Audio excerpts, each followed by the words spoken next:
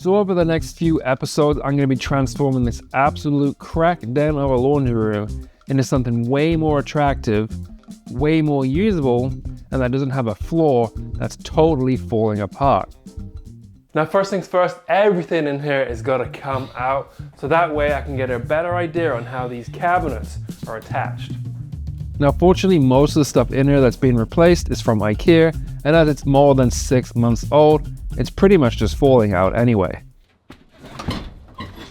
Okay, so the bad thing is, kind of gross in the hair, but I have found all of the odd socks that we've been missing, and a bolt. Hopefully that's not important, and an F, so it's good. Now all the cabinetry on the left hand side of the room is all custom built, face frame, professionally finished cabinetry, which means, unfortunately, even though it's a disgusting color and I will have to get it repainted at some point, they're all going back. So I got to take it out in a way so that they don't get damaged. And if you didn't know, granite countertops or whatever material these countertops are made out of, probably tungsten, weigh an absolute ton.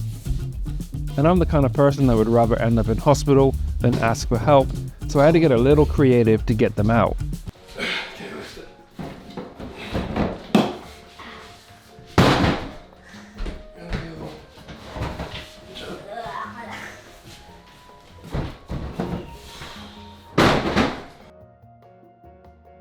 Thankfully, Wolf was able to help save the day, and once I got them to a certain height, I was able to get them on the dolly and then wheel them out to store them somewhere safe.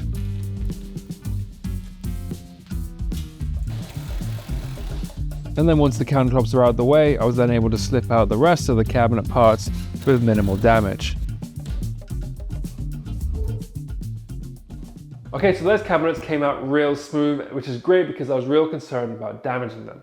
Now, the flooring, however, the first layer of flooring comes up real easy. I just need to peel it up.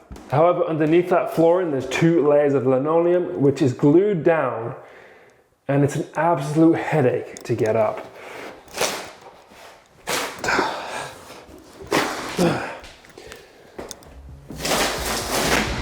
Now after struggling for 10 seconds, I figured I need to go and get the biggest crowbar I can find. I don't even know where I got this thing from. It's like comedy style crowbar, but it's the most perfect tool for anything demolition. Now fortunately, this stuff isn't old enough to have issues with asbestos, so there is that. Now with all that peeled up, unfortunately it's left behind a bunch of this backing residue and glue buildup and all kinds of stuff, which isn't going to be ideal for me to tile to. So my options are to either sand and scrape all that back down, which is probably going to take about a week. Or I've noticed that this actually isn't the actual subfloor. Now this is another layer of material. It's this 1/4 inch OSB that's laid on top of the subfloor. You can kind of see it on top and you can see the subfloor below. Now I'm thinking if I peel this up, I get 2 advantages, possibly. One, hopefully it should give me a better surface to tile to, and if not, I can always replace it. And 2, because I'm going to be lower down, it's going to be easier for me to build the tile up to meet the new floor as I want it to be nice and flush, rather than somehow do the impossible, and that's making tile thinner, which is not going to be the case. Now after doing multiple rooms in this house with the same style flooring, come to realize it's way easier to peel it up when you break it down into smaller sections.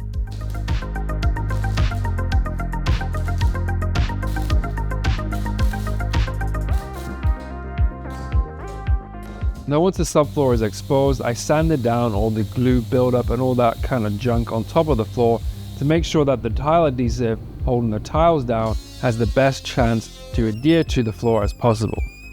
I also kind of get carried away when doing demo, and I had this little side quest idea where I wanted to replace the tile as well, so I also took that out.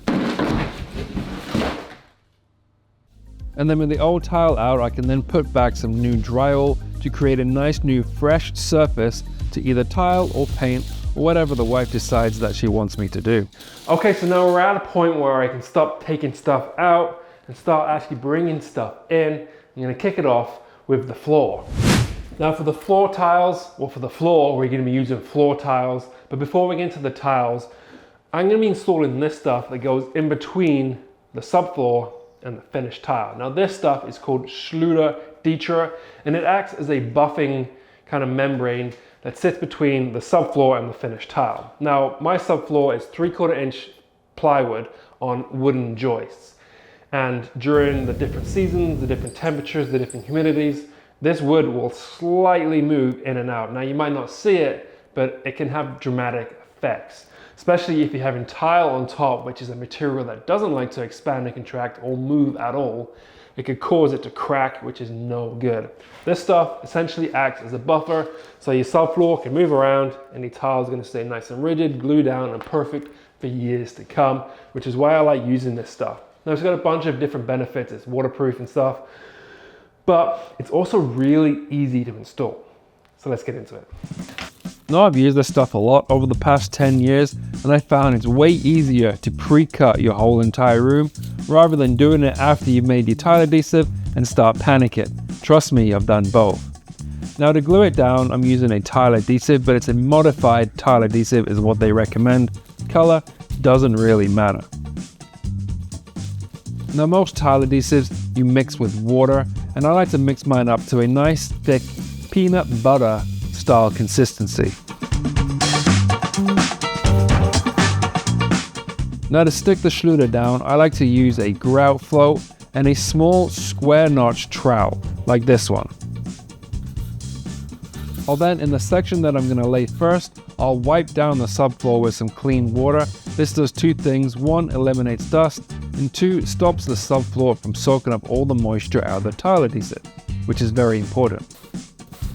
Now I found when doing any kind of tiling work, it's good practice to trowel your adhesive in the same direction. This does one of two things. One, it's satisfying as hell. It's so nice to do. And two, it lets all the air escape, creating the perfect suction for your tile, or in this case, the Ditra. Now once I've laid my section out, I can then sit the Ditra on top carefully, and if you don't press down too hard, you have a bit of chance to give it a little bit of a wiggle to get it into the perfect position. And then once you're happy and you've got that perfect position, I like to ruin my knees, kneel down, and start brushing away with my grout float. This gets rid of all of the air and makes the Ditra stick to the floor like shit to a blanket. Now this is, I'm assuming it's red brick because it looks pretty real, that's been sliced up into a bunch of little thin pieces and then put on a sheet into a herringbone pattern. Now I know what you're thinking, bold choice. However, once all the new cabinetry is in there, it's all been painted, better lighting, I think it's going to look quite fitting, and I think you'll be pleasantly surprised. Now I mentioned that it's in a herringbone pattern, and for the most part it's going to remain in that pattern, but I have spent a bit of time and I've cut up a handful of sheets into individual pieces. Now you notice on the floor I've marked out where the new cabinetry is going to go wall to wall, where the old cabinetry is going to go back, and then where the washer and dryer is. Now the reason for that is because we are going to use the herringbone pattern, but I am going to put a border in all the way around the perimeter where you see. So in front of the cabinetry, front of the wall there, front of this cabinet, and then the back wall there also. Now for this adhesive that I got for laying the tile, it's basically the same stuff, but you'll notice it's a completely different color. Now I've got an adhesive that's suitable for the tile that I'm laying, and it's also a similar color to the grout that I'm going to lay once the tile is laid. Basically, if I'm messy and there's grout showing through, it's not going to stick out as bad if it's the similar color, rather than it being like a gray and I'm using like a white grout. You'll see it a mile off. Now when troweling your adhesive on this Ditra, you'll notice that there's little divots in there. You basically want to fill all those holes first. So I like to use the smooth side of the trowel first, lay it and fill all those holes, and then use the notch side and then lay those nice clean looking lines on top.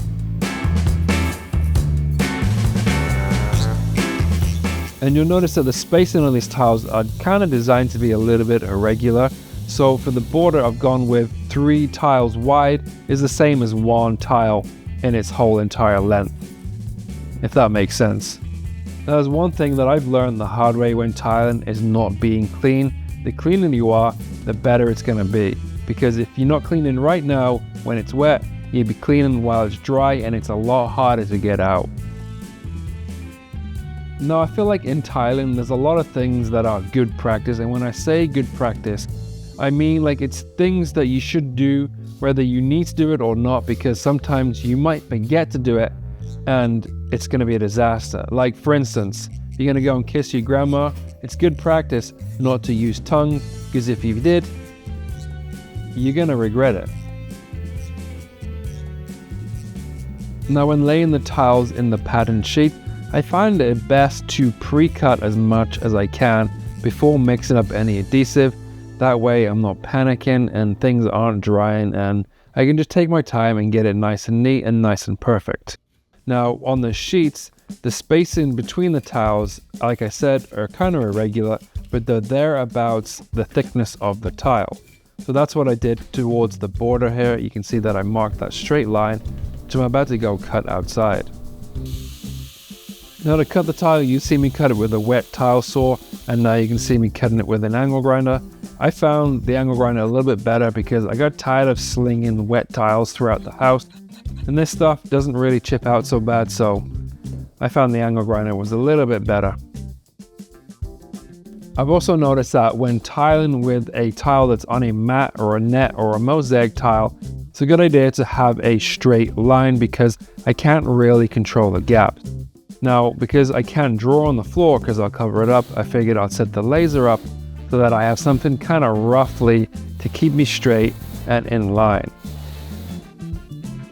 And one more thing to add to the good practice list is to back butter your tiles. Now this isn't necessarily important on smaller tiles, but it's good practice because you don't want to forget to do it, especially if you're doing larger tiles. Now I'm going to lay these sheets together as lightly as possible for now until I get them all kind of lined up and equally spaced. Because they're kind of irregular on the sheets, it's hard to get perfect gaps. So I'll line them up the best I can, and then I'll push them down and into the adhesive to really lock them in.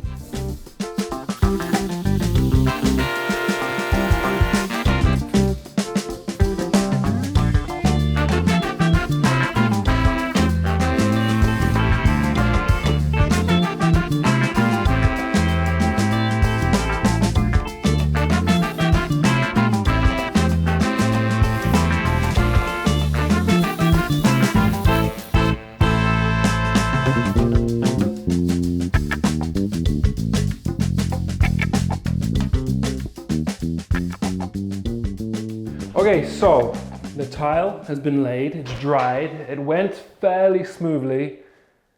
It looks atrocious, but it's kind of supposed to, or I kind of expected it to at this stage. And it's one of those projects that just get better as you develop further and further along the process. Now another thing I wanted to mention about this tile, and I think it's the reason why I don't think it looks quite as perfect as it will in the next few stages, is because of the weird glaze that some of these tiles have. Now, some of them have a really white glaze, some of them have a really dark glaze, and it's so aggressive and so contrasting, and I don't want that. Like, I'm okay with a little bit, I want to keep a little bit, but I'm gonna remove most of that. Now, the way that I'm gonna remove it is I have this wire brush. Now, this is a block scrub brush, and it's a wire brush, metal wire brush, and basically I can go ahead and brush each of the tiles down, and I can remove like 80% of all of this light and dark substance off the tile, and it's also going to help clean the tile for when we come to grout. Now you can see here on that top right hand corner the difference it's made, kind of. Definitely you can see it here, and it's like night and day. It looks way better. And it doesn't really scratch the tile either. I was worried that it was going to leave a bunch of scratch marks, but it just looks like how I imagine the tile should look when I buy it. And then one last thing before we get into the grout is that you'll notice that there's quite a big gap between the existing floor and the new tile. Now all I really have to do is install this final piece of flooring about 1/4 inch away from the tile, creating a nice gap for the grout to go in, which is going to make a real nice transition between the two. I also want to mention that I've hid it halfway between where the door sits. So that way, let's say I'm in the laundry room and the door's shut, I'm not going to see the wood floor in the hallway, and vice versa. If I'm in the hallway and the laundry room door is shut, I'm not gonna see that tile either. It's a much cleaner way to hide the transition between two different types of flooring. Now that's covered, let's get on to the next headache, which is the grout. Now this is also a very porous tile, and if I grout it with a contrasting color, say like a white or a gray, I run the risk of actually staining the tile. Now obviously, from all the work that I just did, that's not the look that I'm going for. So for me, it's a good idea for me to pre-seal each one of the tiles, so that way it doesn't soak up any of the pigment from the grout. Now, just like everything else in tiling, you want to buy a specific sealer for the tile that you're going to be using. This stuff I got from Home Depot, and it's for porous tiles, and it works really well. You brush it on, it's really easy to use, and it smells incredible. You definitely want to crack a window, or don't, depending if you like tiling or not. Okay, so for the grout itself, obviously it doesn't matter what color you get, that's personal preference. However, I do recommend taking multiple trips to the store, buying multiple big bags of grout that are all different colors, and then testing them in an area that's not really going to be seen, like for me, under the washer and dryer. Okay, I don't think she's listening, so don't do that. Just pick a color and go with it and deal with the consequences after, because it's an absolute freaking headache. Now it's important that you buy a grout that's formulated for wide joints. Now obviously this floor has pretty wide joints. It goes from 1/2 inch about all the way up to 3/4 inch. Now for this type of scenario, I like to use this grout by Mapai. It's pretty readily available. I've used it in the UK, Canada, and I know you can get it in the States. I'm pretty sure you can buy it anywhere.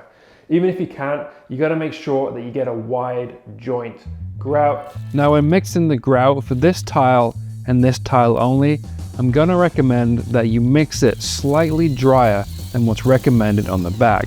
Just use a little bit less water. I like to usually mix it to a nice cloudy, fluffy consistency, but with the next step, you're gonna want it a little bit drier. Now to apply it, I've stole my wife's icing bag. Obviously I'm gonna put it back once I've finished, but I'll put all the grout that I've mixed up inside of that bag. I'll then use it to basically fill the joints like I'm icing some kind of weird looking cake. You want to make sure that you slightly overfill them for the next step, and you want to make sure that you're wearing goggles in this, because I wasn't, and sometimes it lets off a little bit of a yeah.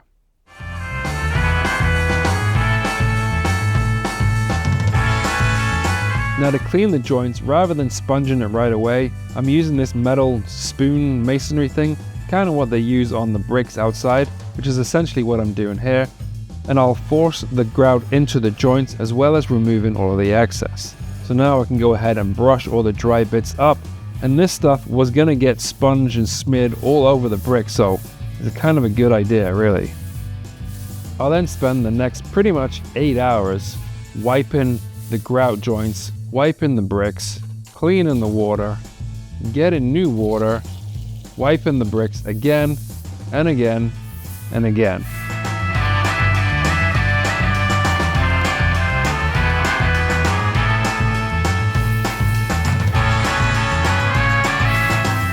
Now cleaning this porous rough tile went through 6 sponges, 2 toothbrushes, and a hell of a lot of water.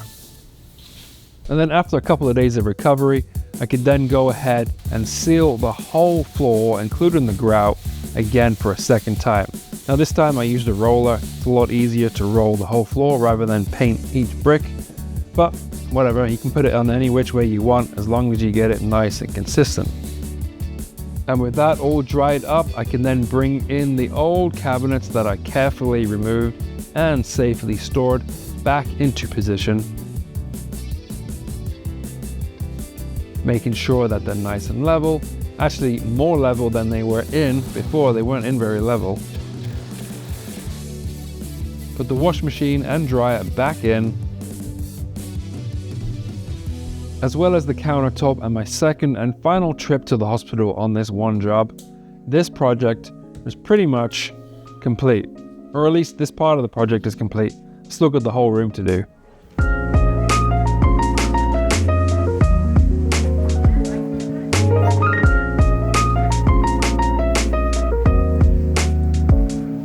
Now, as this part of the project took a little bit longer than I expected, If you want to see what happens to the rest of the room, you're gonna have to follow along on the next video. So you want to make sure to subscribe so you don't miss out on that. And with that said, I will see you guys in the next one. Yep.